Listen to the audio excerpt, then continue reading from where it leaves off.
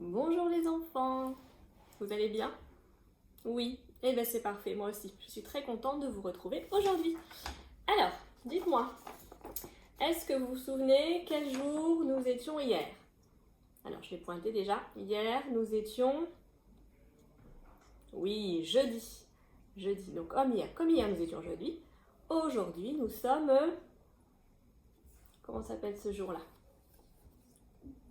Vendredi, oui. Vendredi. Allez, on épelle comment on écrit vendredi. Donc d'abord la lettre... Alors je vais mettre bien près. D'abord la lettre V. Ensuite la lettre E. N. D. R. E. D. I. Allez, on redit ensemble. V. E. N. D. R. E. D. I. Oui, et donc aujourd'hui, nous sommes vendredi. Vous répétez avec moi. Aujourd'hui, nous sommes vendredi. Allez, dites-le tout seul. Aujourd'hui, nous sommes vendredi. À vous. Très bien. Alors, donc aujourd'hui, nous sommes vendredi. Et je vais vous lire une nouvelle histoire. Je pense que certains la connaissent. C'est l'histoire de quoi? Quel est cet animal-là que l'on voit? C'est une chenille. Oui, c'est une chenille. Et dites-moi, est-ce que vous savez en quoi se transforme la chenille? Oui, certains peut-être le savent, d'autres non. Alors, on va le découvrir avec cette histoire. Donc, le titre de cette histoire, la chenille qui fait des trous. La chenille qui fait des trous. Alors, c'est une histoire qui a été écrite par Eric Carle. La chenille qui fait des trous.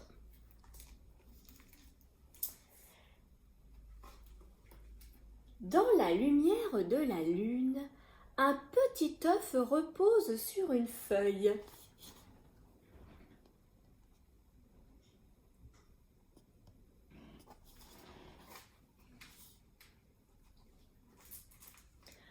Un beau dimanche matin, le soleil se lève et hop, une minuscule petite chenille sort de l'œuf. Elle a très faim.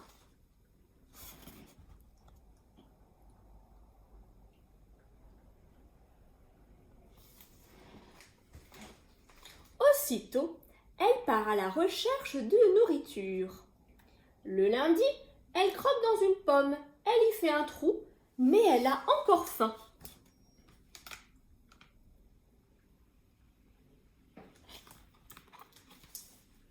Le mardi, elle croque dans 2 poires, elle y fait 2 trous, mais elle a encore faim.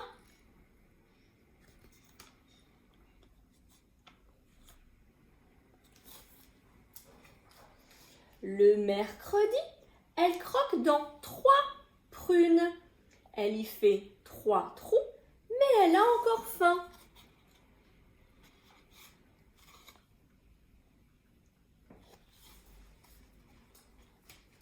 Le jeudi, elle croque dans 4 fraises. Elle y ferait 4 trous, mais elle a encore faim.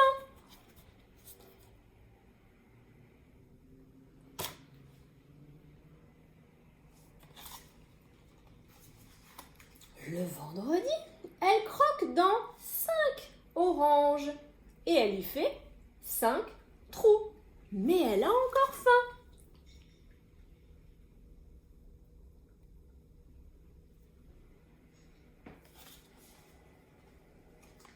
Le samedi, elle croque dans un morceau de gâteau, dans un cornet de glace, un cornichon, un bout de gruyère, un saucisson, une sucette, un quartier de tarte, une saucisse, une brioche, une tranche de pastèque. Cette nuit-là, elle a très mal au ventre.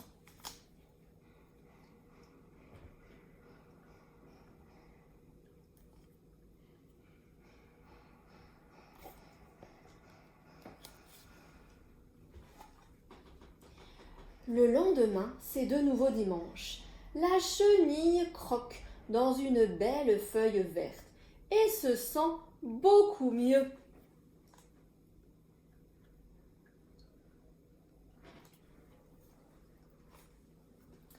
Maintenant, elle n'a plus du tout faim. Elle n'est plus une petite chenille. Elle est devenue grosse et grasse. Elle se construit alors une maison, un cocon, et s'y blottit. 2 semaines plus tard, quand elle le perce pour en sortir,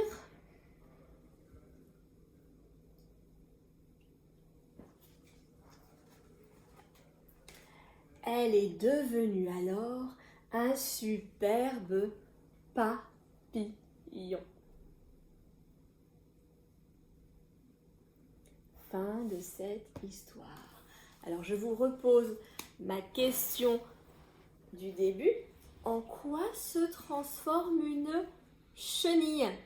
Alors la réponse, une chenille se transforme, oui, en papillon. D'accord? Alors je vais vous remontrer un peu. J'ai ramené. Alors, vous avez vu que dans l'histoire, d'abord, on a un œuf. D'accord? On a un œuf. Voilà. Quand de cet œuf va sortir une chenille. D'accord? La chenille, elle est à l'intérieur de l'œuf. Et quand elle est prête à sortir, eh ben, elle va manger sa coquille. D'accord? Elle mange sa coquille et elle sort donc de sa coquille. Et là, donc, au début, elle est toute petite. Pour qu'elle grossisse comme ça, il faut qu'elle mange. Alors dans la nature, elle ne va pas manger les fraises de la pastèque. Elle va surtout sur les feuilles. Sa nourriture principale, c'est les feuilles. Donc voilà, donc au début, c'est une toute petite chenille.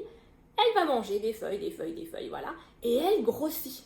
D'accord? Cette petite chenille devient grosse et grasse, comme dans l'histoire. Donc on reprend. Au début, on a un œuf. De cet œuf sort une chenille. D'accord?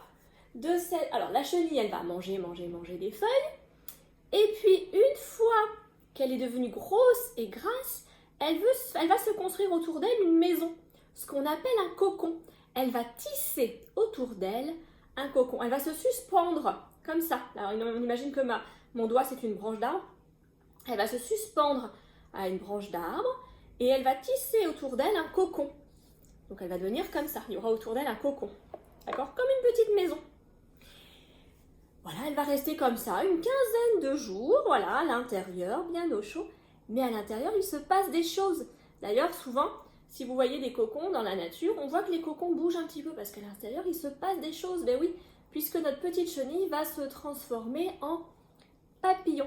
Donc, quand la chenille à l'intérieur s'est transformée en papillon, pour sortir, le papillon, il va pousser avec ses ailes, d'accord? Il pousse un petit peu à gauche, un petit peu à droite. Il va casser son cocon et là, il y aura un papillon. D'accord? Donc voilà comment se transforme la chenille en papillon. Donc on reprend. D'abord un œuf. D'accord? Donc dans la nature, on a des petits œufs comme ça. Voilà.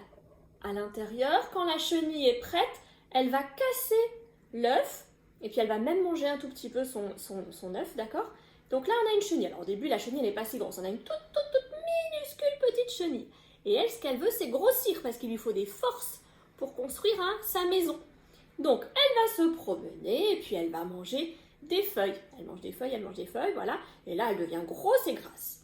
Quand elle est bien grosse, elle se dit, eh ben voilà, il est temps que je construise ma maison.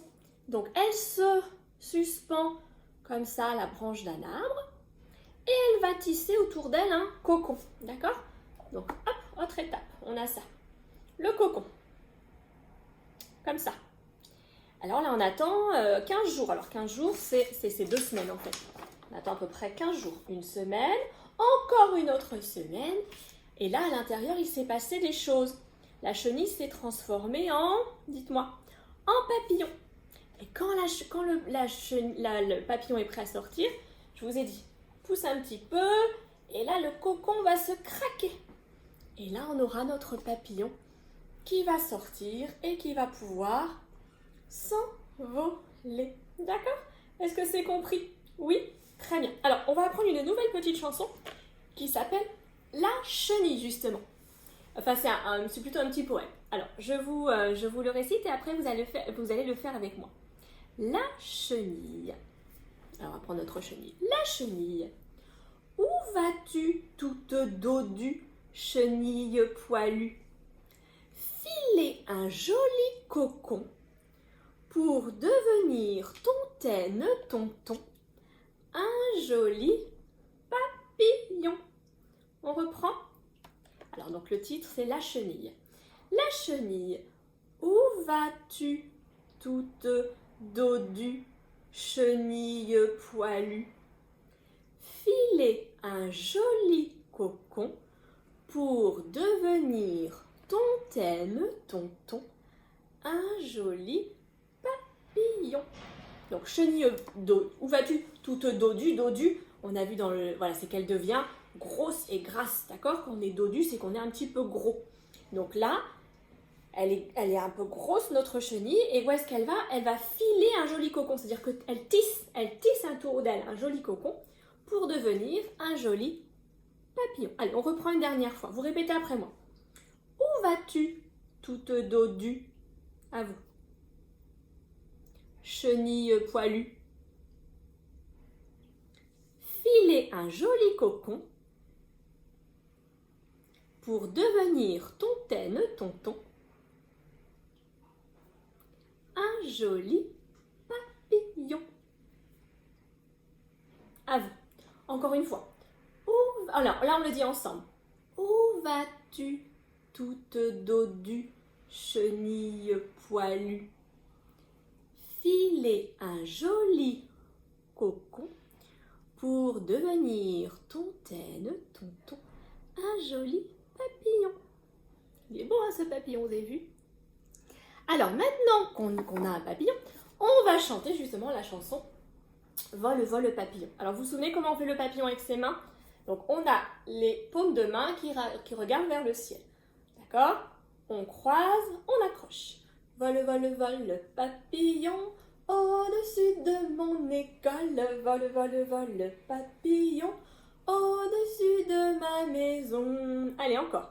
Vole, vole, vole, le papillon au-dessus de mon école. Vole, vole, vole, le papillon au-dessus de ma maison. Très bien. Alors, je vais vous expliquer les activités que vous allez pouvoir faire aujourd'hui. Donc, ce sont des activités en rapport avec ce livre. On va travailler un petit peu sur ce livre pendant quelques jours. Et puis même le poème, on le refera la prochaine fois.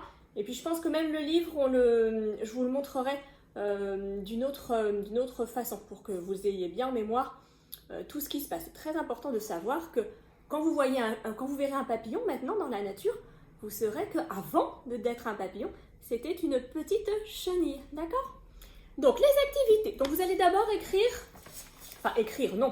reconstituer le mot chenille, d'accord? Alors, je vous enverrai cette feuille comme ça. Voilà, hop, je vous envoie ça. Donc, vous avez le mot chenille et avec les lettres de l'alphabet, vous reconstituez le mot. Vous retrouvez d'abord les lettres et vous les mettez dans le même ordre. Donc, d'abord la lettre C. Ensuite, la lettre H. Ensuite, E. Ensuite, N. I.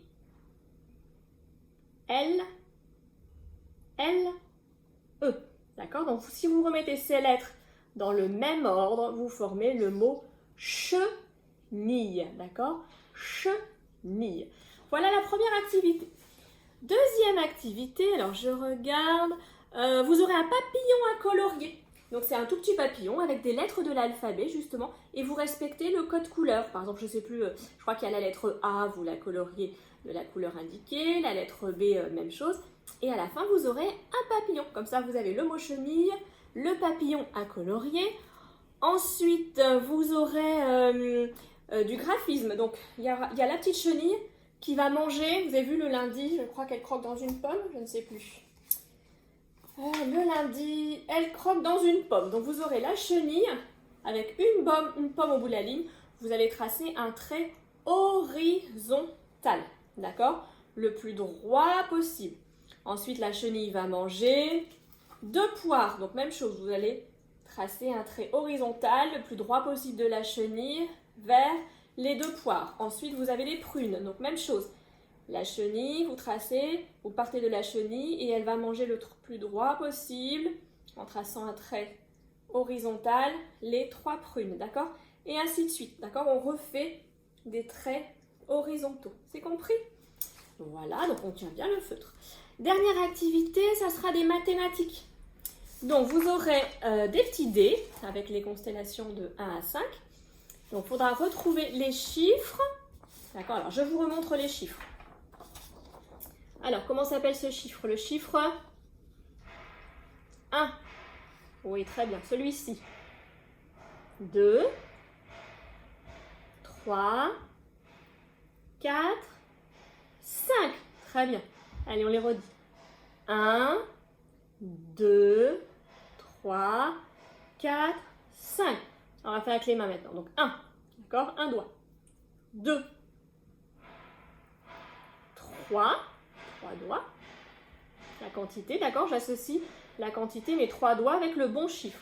4 doigts. Et 5. D'accord? Alors, on va faire, je vous ai prévu une feuille avec les chiffres dans le désordre. Dites-moi, comment s'appelle celui-ci? D'accord? Je vous avais bien dit qu'ils ont tous un nom et qu'ils veulent, voilà, ils veulent qu'on les appelle par leur beau nom. Donc, lui, il s'appelle le 3. Lui, c'est le 5. Lui, c'est le chiffre. Allez, je vous écoute. Le 2, oui. Lui, c'est le 4. Et lui, c'est le... Ah, tout le monde le connaît, celui-ci. Hein. Lui, c'est le 1. D'accord? Donc là, vous aurez une petite activité mathématique. Où donc, il y a des petits dés. Et vous devez, par exemple, si vous voyez sur le dé qu'il y a un point, vous associez le chiffre 1. D'accord? Donc, vous collez en dessous le chiffre 1. Et puis, le nombre de fruits correspondants. Donc, par exemple, une pomme. D'accord? Même chose avec le 2. Sur le dé, il y aura 2 petits points.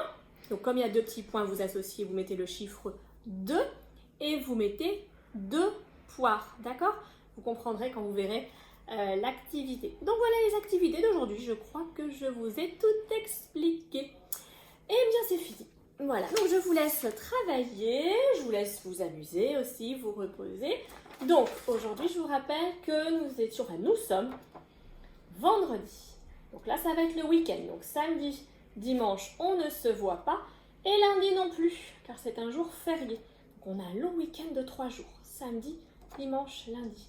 Et on se retrouve avec plaisir mardi. Voilà, je vous expliquerai, on refera à nouveau la chenille qui se transforme en papillon. On refera notre petit poème et puis des activités autour de ce thème. Voilà. Et bien en attendant, je vous souhaite un très très bon week-end. Je vais vous envoyer des gros bisous. Soyez sages et profitez du beau temps parce qu'il fait beau partout. Voilà. Je vous embrasse à 3.